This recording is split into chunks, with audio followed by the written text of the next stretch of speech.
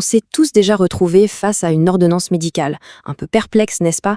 Ces écritures parfois illisibles, ces termes un peu barbares. Eh bien, aujourd'hui, on va décoder tout ça ensemble pour que ça n'ait plus aucun secret.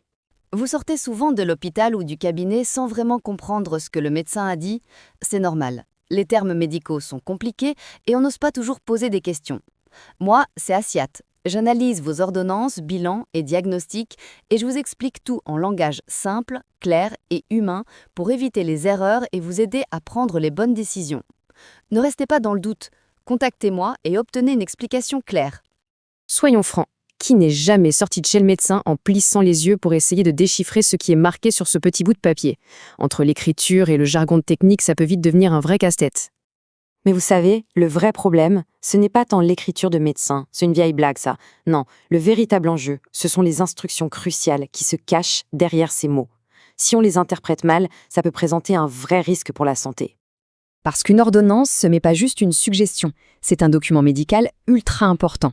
Une toute petite erreur de lecture et on peut se retrouver avec un mauvais dosage, des effets indésirables qu'on aurait pu éviter, ou pire des interactions entre médicaments qui peuvent être dangereuses. Les conséquences parfois peuvent être vraiment sérieuses. Mais et si on voyait les choses autrement ? Plutôt qu'un obstacle, il faut voir l'ordonnance comme une sorte de feuille de route. C'est un plan détaillé, et une fois qu'on sait la lire, eh bien elle devient notre meilleur allié pour suivre un traitement correctement. L'objectif, c'est de reprendre le contrôle. Alors, comment on s'y prend concrètement? En fait, c'est assez simple.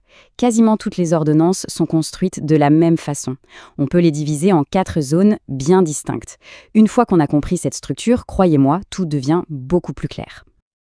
Ok, allons-y pas à pas. D'abord, la zone 1, les infos sur le patient. Premier réflexe, tout simple, on vérifie que c'est bien le bon nom. Ensuite, zone 2, les infos du médecin. On jette un œil à sa signature. Elle est obligatoire, sinon le pharmacien ne pourra rien donner. Puis vient la zone 3, le cœur du réacteur, la liste des médicaments. Et enfin, la plus importante, la zone 4, la fameuse posologie. C'est elle qui nous dit comment, quand et combien de temps prendre le traitement. Allez, on attaque maintenant la partie qui peut faire un peu peur, le jargon, les abréviations. Mais on va voir que c'est juste un code, et comme n'importe quel code, une fois qu'on a la clé, il est super facile à déchiffrer. Voilà quelques exemples très courants. Souvent, c'est un héritage du latin, pour aller plus vite. CRP, c'est pour comprimé. Gel, c'est pour gélule. Ça, c'est facile. On trouve aussi PRN, qui veut simplement dire au besoin ou si nécessaire. Et puis, il y a le mode d'administration. IM, pour intramusculaire, donc une piqûre dans un muscle, et IV, pour intraveineuse, dans une veine. Quelques lettres qui, une fois qu'on les connaît, changent tout.